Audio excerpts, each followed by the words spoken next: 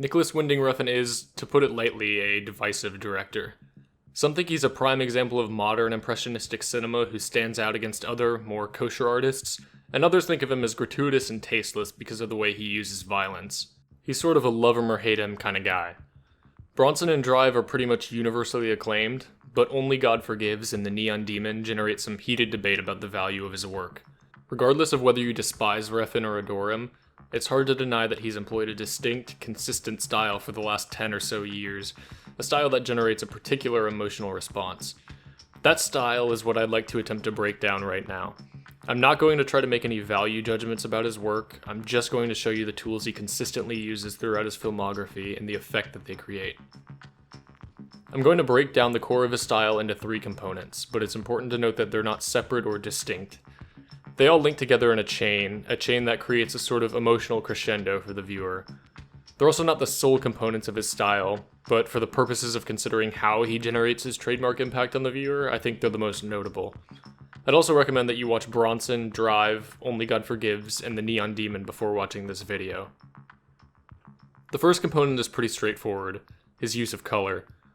In his recent films, Refn leans heavily on sultry, bright, neon tones that stand out against dark backgrounds. He uses different palettes depending on the film, but they're all jarring, giving off a sort of shady nightclub vibe. They're overpowering and impossible to ignore.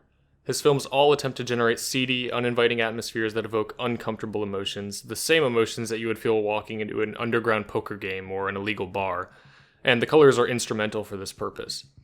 It creates a surreal, dreamlike atmosphere, but not dreamlike in a happy or fantasy-like way. It's a cloudy, dark dream, one that seems opaque and forbidding. Keep this atmosphere in mind because it forms the foundation for Refn's entire filmmaking style. So it's pretty easy to understand the colors in Refn's films. Bright and jarring, uninviting, surreal atmosphere. Got it. I could go into the thematic implications of his use of color, but the atmosphere that it generates is really what forms the backbone of his style. The second component that I'm going to talk about is just as obvious when you're watching his films, but the impact of it is a little bit more complex. If you've seen any of Refn's films, you've probably noticed that his protagonists say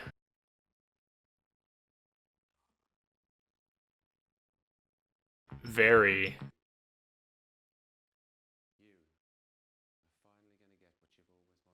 little.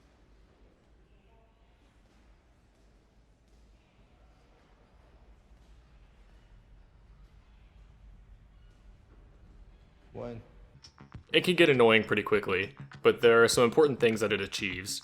First, since conversations with nearly silent people are incredibly awkward, it builds upon that sense of discomfort that the bright colors generate. But it also works toward another goal, one that's a little bit more subtle.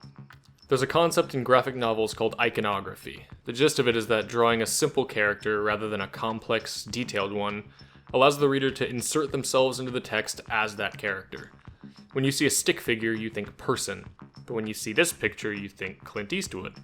The latter may be more detailed, but the stick figure universally represents the concept of person.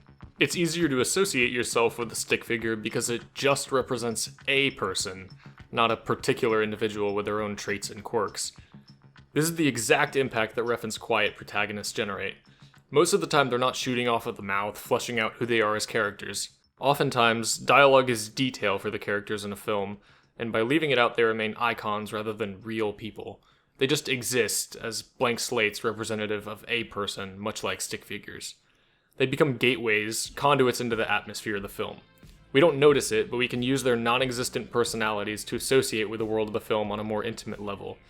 Now, that's not to say that Refn's protagonists never develop at all. In The Neon Demon, for instance, there are some important scenes that show how Jessie morphs over time to become more egotistical. But for the most part, she remains a passive observer of the world around her because the atmosphere of that world is really the star of the film.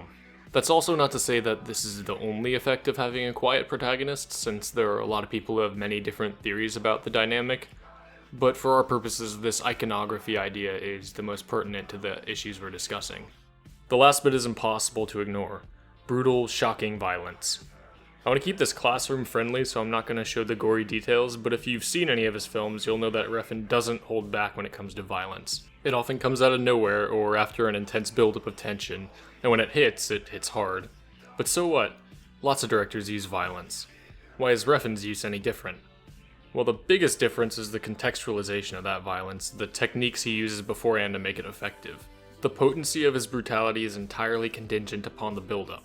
We have the sultry colors generating an uninviting atmosphere, silent protagonists that insert the viewer into that atmosphere, and then the violence strikes. A jarring climax of action that hits the subdued viewer like a freight train.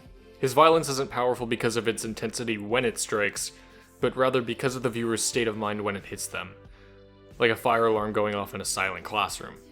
That sudden shift is the crux of Refn's style, the fundamental element that I've been trying to convey. Forbidding atmosphere, total immersion, and then shock. A three-step progression that creates one of modern cinema's most potent emotional impacts.